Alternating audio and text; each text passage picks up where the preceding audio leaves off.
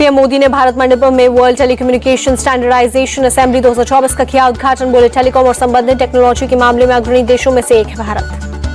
PM Modi बोले भारत में mobile का यूज करने वालों की संख्या 120 करोड़, भारत में दुनिया का 40% से अधिक डिजिटल लेन देन। पीएम मोदी ने भारत मंडपम में WUTSA 2024 में प्रदर्शनी का निरीक्षण किया। केंद्रीय मंत्री ज्योतिरादित्य सिंधिया भी रहे मौजूद।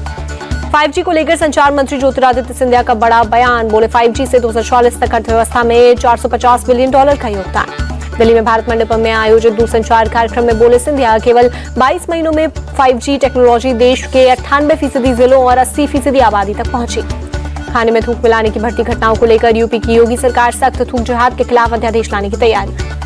लखनऊ में सीएम योगी का वरिष्ठ अधिकारियों के साथ आज बैठक में 2 अध्यादेश को लाने पर लग सकती है मुहर। उत्तर प्रदेश के बहराइच में कल हुई हिंसा के बाद भारी संख्या में पुलिस बल तैनात। हिंसाग्रस्त इलाकों में अर्धसैनिक बलों की भी तैनाती।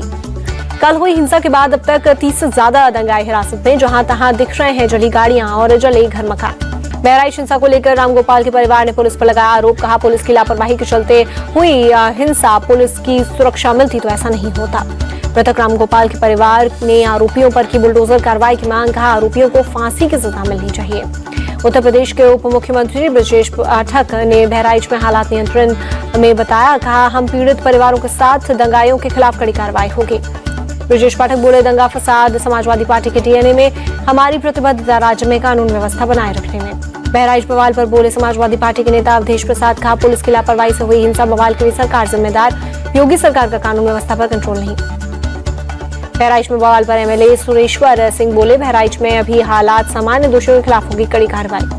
बहराइच की घटना पर बोले आरएलडी नेता मलूक नागर, असामाजिक तत्वों के खिलाफ होगी सख्त कार्रवाई, किसी को भी माहौल खराब करने नहीं दिया जाएगा। चुनाव आयोग की प्रेस कॉन्फ्रेंस आज दोपहर 3:30 बजे प्रेस कॉन्फ्रेंस कर विधानसभा चुनावों का करेगा ऐलान। महाराष्ट्र झारखंड में अगले महीने होने वाले विधानसभा चुनाव, यूपी में उपचुनावों की तारीखों का भी हो सकता है ऐलान। ईवीएम को लेकर विपक्षी दलों के सवालों पर बोले मुख्य चुनाव आयुक्त राजीव कुमार, 100% फुल प्रूफ है ईवीएम, जनता मतदान में हिस्सा लेकर हर सवालों का जवाब देती है। बीजेपी केंद्रीय चुनाव समिति की बैठक आज, पीएम मोदी करेंगे अध्यक्षता। महाराष्ट्र चुनाव के उम्मीदवारों के नाम पर होगी चर्चा।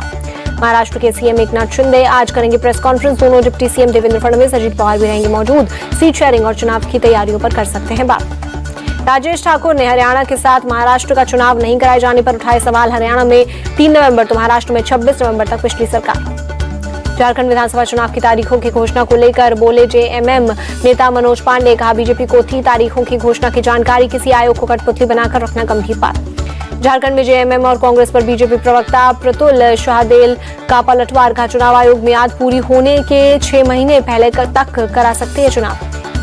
झारखंड विधानसभा चुनाव को लेकर जेएमएम की तैयारी तेज। 81 सीटों पर चुनाव लड़ेंगे सीएम हेमंत सोरेन और सहायक दल। झारखंड के रांची में कांग्रेस नेता मंजू कुमारी बीजेपी में शामिल हुई। असम के सीएम हिमंता बिस्वा शर्मा और बीजेपी प्रदेश अध्यक्ष बाबूलाल मरांडी रहे मौजूद। खालिस्तानी उग्रवादी निज्जर मामले में भारत और कनाडा के बीच बढ़ा तनाव। भारत सरकार ने कनाडा के उच्चायुक्त सहित 6 राजनयिकों को किया निष्कासित। विदेश मंत्रालय ने कनाडा के उच्चायुक्त को किया तलब। राजनयिकों को 19 अक्टूबर की रात 12 बजे से पहले देश छोड़ने का दिया आदेश।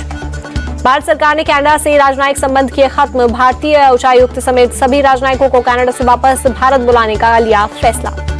विदेश मंत्रालय ने कहा भारतीय उच्चायुक्त पर बेबुनियाद आरोप बर्दाश्त नहीं। ट्रूडो सरकार के एक्शन ने भारतीय डिप्लोमेट की सुरक्षा खतरे में डाली। कनाडा और भारत के तनाव के बीच जस्टिन ट्रूडो की सफाई। कहा हमने भारत के साथ संबंधों में तनाव पैदा करने का विकल्प नहीं चुना। भारत की सख्ती के बाद पीएम ट्रूडो ने दोनों देश के लोगों के आपसी संबंधों को दी दुहाई। कहा लोगों के बीच गहरे ऐतिहासिक और व्यापारिक संबंध। दिल्ली में हुई भारत और ऑस्ट्रेलिया के बीच 2+2 सचिव स्तरीय परामर्श वार्ता। हिंद प्रशांत क्षेत्र में शांति समृद्धि प्रगति के लिए मिलकर काम करने पर जोर। विदेश मंत्रालय के प्रवक्ता रणधीर जायसवाल ने ट्वीट कर दी जानकारी। श्रीलंकाई नौसेना ने 51 भारतीय मछुआरों को किया रिहा। चेन्नई एयरपोर्ट पर सरकार ने मछुआरों का किया स्वागत। दिल्ली में विकसित भारत के लिए प्रौद्योगिकी में प्रगति पर IFQM संगोष्ठी। आईटी मंत्री अश्विनी वैष्णव हुए शामिल। एस परमेश बने भारतीय तटरक्षक बल के नए प्रमुख। पदभार संभालने के बाद दिया गया कार्ड ऑफ ऑनर। अहमदाबाद में सीएम भूपेंद्र पटेल ने पत्रकारों के लिए स्वास्थ्य जांच शिविर का किया उद्घाटन। गुजरात रेड क्रॉस सूचना एवं प्रसारण विभाग का फिट इंडिया फिट मीडिया अभियान। चेन्नई में आज भी भारी बारिश। कल से हो रही बारिश से शहर के कई इलाकों में हालात बिगड़े। चेन्नई के कोयम्बदूर इलाके में भारी बारिश के चलते जलभराव, सड़क पर पानी भरने से धीमी हुई वाहनों की रफ्तार। चेन्नई में इंटीग्रेटेड कमांड सेंटर पहुंचे डिप्टी सीएम उदयनिधि स्टालिन। राज्य में बारिश के बाद बने हालात के लिए जानकारी। तमिलनाडु के तिरुवल्लुर शहर में भी सुबह से बारिश, तेज हवाओं के साथ हो रही है बारिश। तमिलनाडु के अलंदूर में कई हिस्सों में भारी बारिश, तापमान में आई गिरावट, धीमी हुई वाहनों की रफ्तार। मुंबई रोड रेज केस में पुलिस का एक्शन, पुलिस ने 9 आरोपियों को किया गिरफ्तार। ऑटो से टक्कर के बाद भीड़ ने युवक की पीट कर ली जान। अहमदाबाद साइबर क्राइम ब्रांच को दिल्ली में मिली सफलता। 1000 से ज्यादा लोगों को डिजिटल अरेस्ट करने वाला गैंग को किया गिरफ्तार। छत्तीसगढ़ के सूरजपुर में डबल मर्डर पर बवाल, स्थानीय लोगों ने किया बंद का आह्वान। लोगों ने की कुलदीप साहू की गिरफ्तारी की मांग। सूरजपुर में स्थानीय लोगों के बंद को आह्वान के बाद पुलिस ने बढ़ाई सुरक्षा। पुलिस ने विशेष टीम का भी किया गठन। गुजरात के अहमदाबाद में डिजिटल अरेस्ट कैंप में पुलिस का एक्शन, 4 ताइवानी नागरिकों समेत 13 लोग गिरफ्तार। यूपी के अयोध्या में दीपावली की तैयारियां तेज, दीपोत्सव के लिए दिए किए जा रहे हैं तैयार।